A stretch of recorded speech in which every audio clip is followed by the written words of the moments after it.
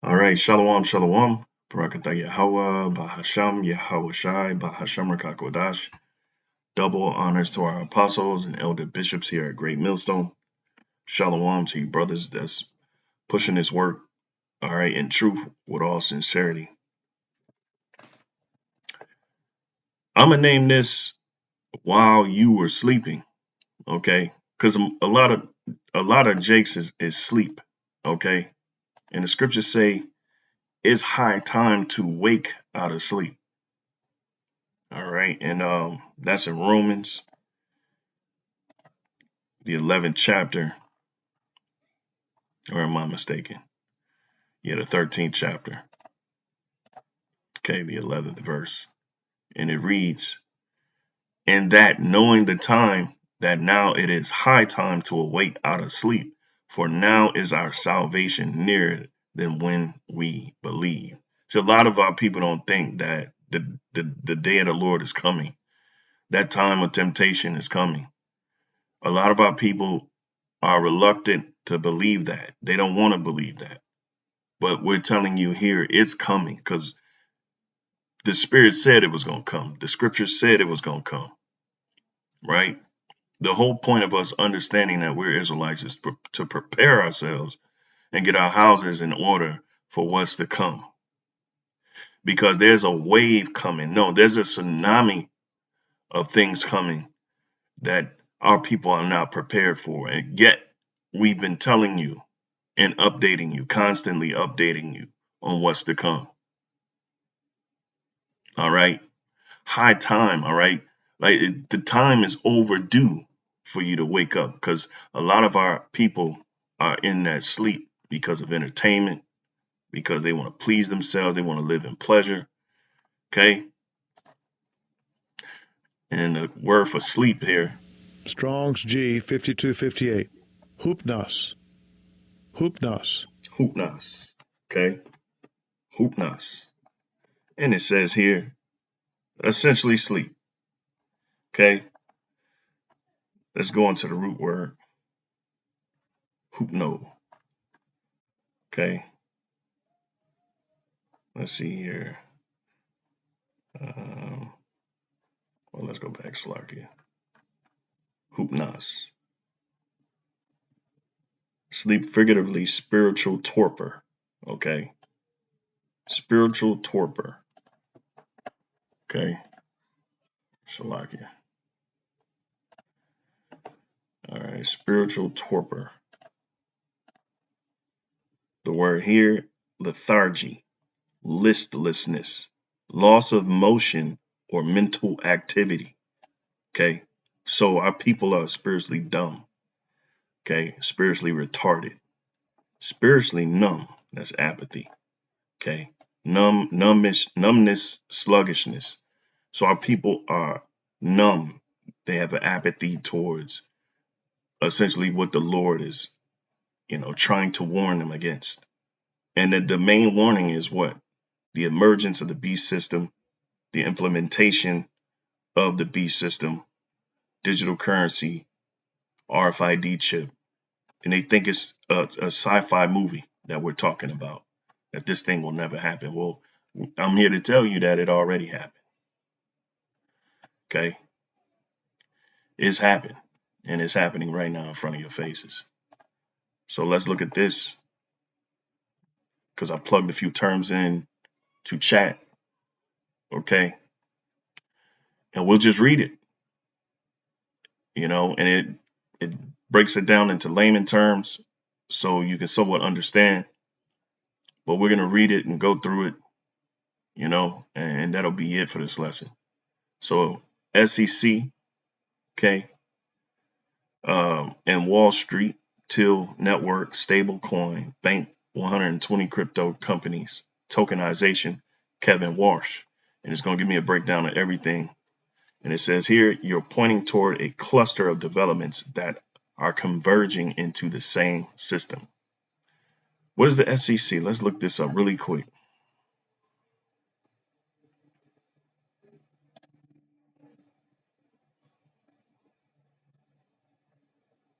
SEC.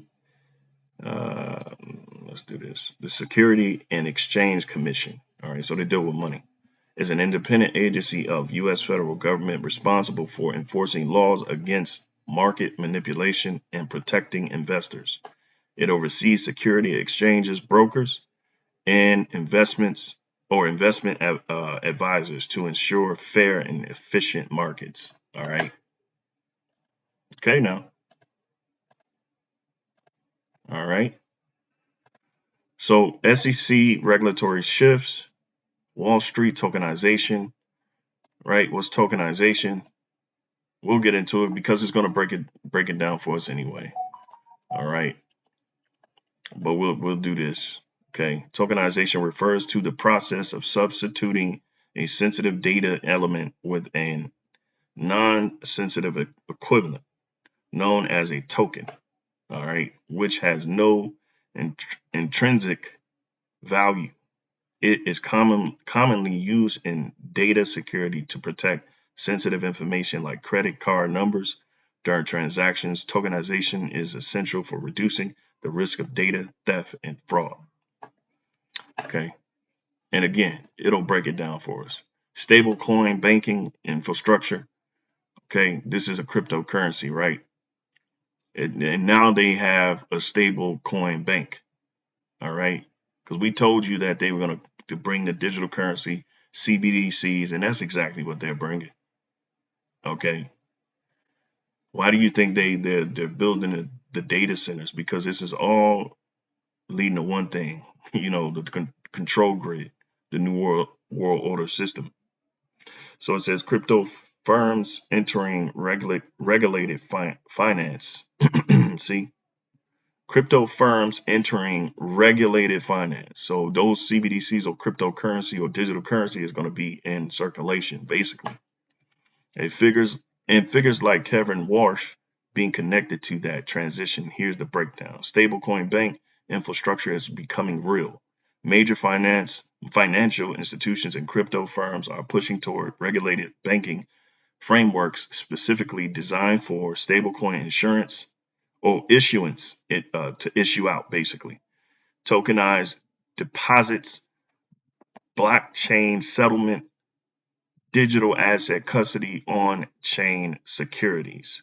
S&P Global described it as a race to build the stablecoin bank, with firms seeking bank charters so stablecoins can operate inside the regulated banking parameter.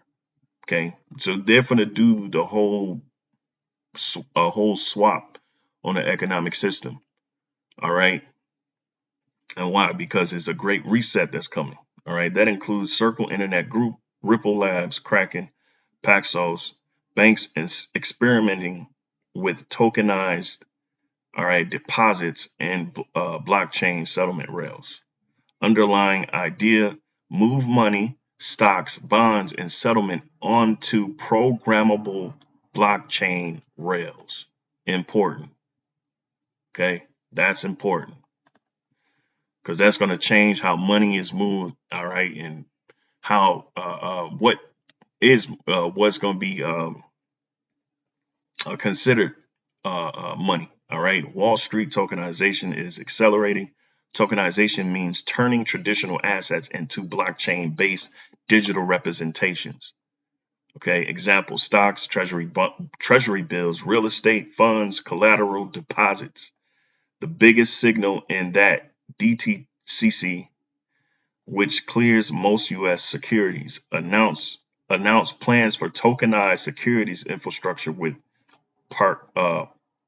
participation from over 50 firms. Here's the article. And we'll just read the headline and we're going to keep going. We're going to keep moving because there's a lot. Wall Street's tokenization puts, this is Salaki Yahoo Finance, CCN. Wall Street's tokenization push gets real as DTCC sets path for on-chain securities. All right. Yeah, so we're going to just read the highlight because, again, it breaks it down for us. So, the hard work is done. I know, because it's hard to wrap your head around these different terms and stuff. Okay. Reports indicate tokenized treasuries, tokenized ETFs, tokenized equities, blockchain settlement systems are moving from pilot phase toward production. Remember, we had the CBDC tracker, right? Okay. So all of those, countries that were piloting CBDCs, kind of playing with them, not fully implementing them. Now they're going to be a thing. Okay. Here's the article. We'll just read the headline.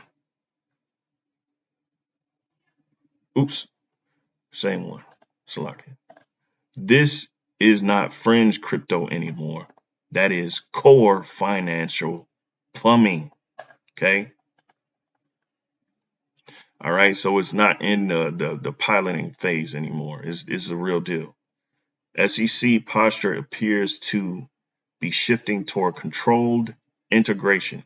There are growing reports and industry expectations that the SEC is preparing frameworks for tokenized securities, blockchain settlement, exemptions, regulated digital assets markets. Recent reporting indicates that SEC is exploring innovation exemptions for tokenized stock trading environments. Also notable, former SEC officials are now joining tokenization firms like Securitize. That suggests the regulatory class is no longer treating tokenization as merely speculative crypto. It's increasingly viewed as future market infrastructure. We told you. And tokenization is essentially taking everything in the real world and putting it on a blockchain. Okay. All right. And it's going to be digitally represented on these currency exchanges. All right. Kevin Warsh connection. And then, you know what? I'm gonna jump to the layman terms. Kevin Warsh connection. Kevin Warsh is significant because reports show exposure to crypto-related investments, familiarity with blockchain infrastructure, involvement through venture holdings tied to DeFi, scaling networks, and digital asset firms. Yeah, we don't know what that shit means. Fed chairman nominee. Here's the article. CoinDesk. All right. Fed chairman nominee Kevin Warsh. Right. Vast holdings include crypto. That was April 13th this year. Okay. All right. And there's more information. All right. So let's jump to 6 and then we'll get the layman terms. It says the deeper economic implication, the larger shift appears to be traditional finance plus blockchain integration. Important. Instead of traditional finance versus crypto, that means programmable money, 24/7 settlement, increased transaction traceability, automated compliance, tokenized ownership systems. Oh boy, it's going to get ugly real quick. Reduced settlement delays. You're going to get the money instantly. Is essentially what it is. They're going to be able to transfer assets instantly. Okay. Reduce settlement delays, potentially greater financial surveillance capacity. Important. All operating together. The concern many people raise is that if every asset becomes tokenized and every transaction becomes digitally settled, financial control could become more centralized even while using decentralized technology. That was the whole point in the first place. Okay. Blockchain one, it was just they said it was decentralization, pretty much taking the middleman out. But the whole thing was to bring you into the centralized control. That tension is at the center of current debates around CBDCs, stablecoins, digital identity, programmable finance, and boy, watch how this plays into it. Important.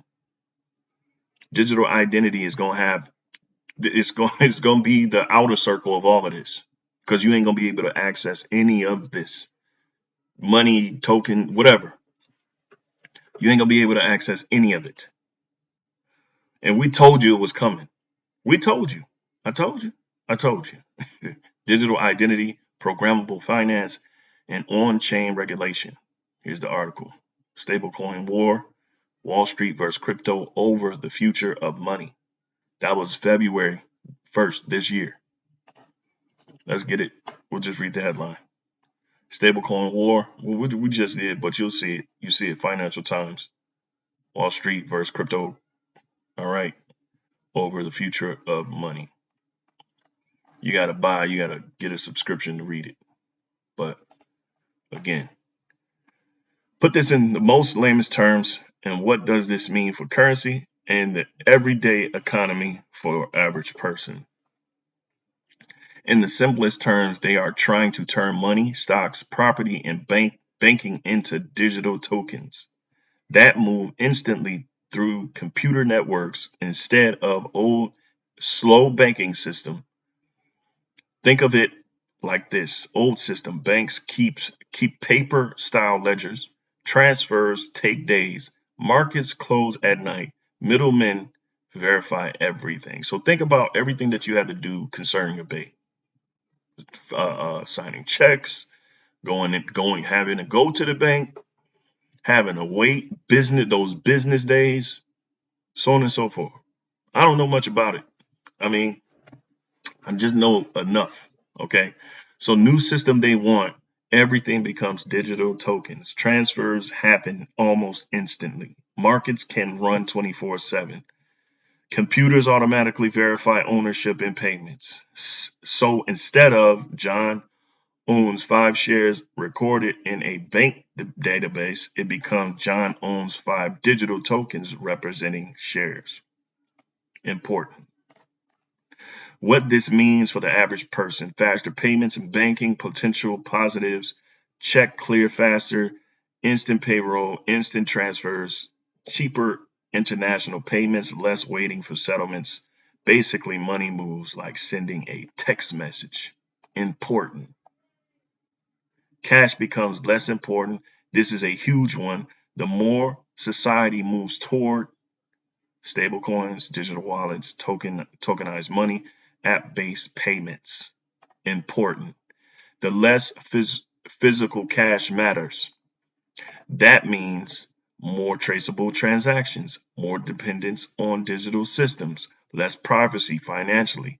If everything is digital, someone can potentially, wow, I don't know why I can't get that word out, potentially track purchases, freeze accounts, limit transactions, automate taxes or penalties.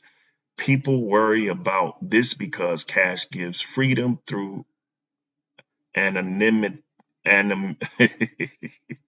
Anonymity. Excuse me. Digital money does not.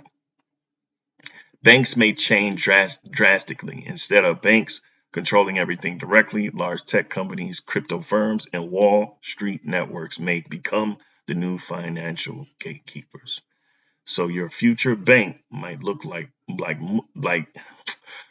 your future bank might look more like an app, a wallet provider, a token platform, or a giant financial tech corporation rather than the traditional neighborhood bank. Important.